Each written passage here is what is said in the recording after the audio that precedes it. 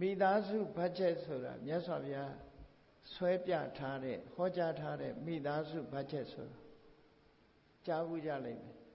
လိုက်နာဖို့ပဲလိုတယ်နော်မိသားစုဘတ်ဂျက်ဆိုတာ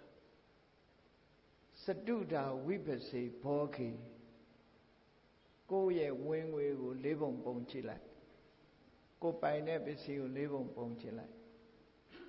ဧကေနဘောကံဘုံစေးရတယ်နေ့စဉ်သုံးတဲ့စေးအထက်မှာတစ်ပုံပဲသုံးပါဒွိဟိကမ္မပယောစေနှစ်ပုံနဲ့အလုပ်လုပ်ပါစတုထင်္စနိဒပေယအာဗရာတုဝေဒတိလေးခုမြောက်တစ်ပုံကိုတော့ emergency အနေနဲ့သိမ်းထားပါလို့ဆို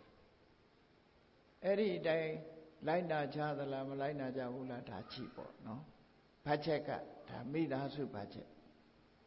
အဲ့ဒါမြတ်စွာဘုရားကသင်္ကာလောဝါဒသုံးမှာဟောတာလားနော်အဲ့တိုင်းလိုက်ပဲဆိုရင်ကြွေးလက်တင်စရာအကြောင်းမရှိဘူးဆုပ်ပြပြစရာလည်းမရှိဘူး